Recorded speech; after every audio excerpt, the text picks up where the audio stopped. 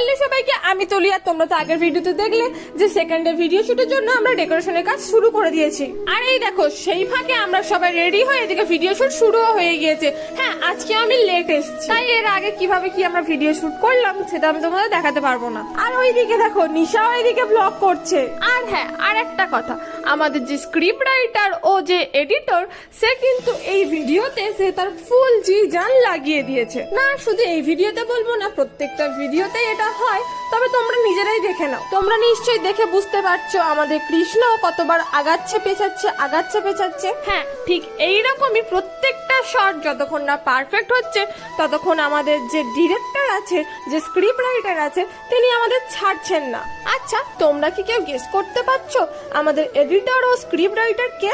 যদি বুঝতে পেরে থাকো তাহলে অবশ্যই কমেন্ট করে জানাও। আর আমার সঙ্গে থেকেও, পাশে থেকেও। দেখা হবে পরের ভিডিওতে। আর লাইক, কমেন্ট, শেয়ার করতে ভুলো না।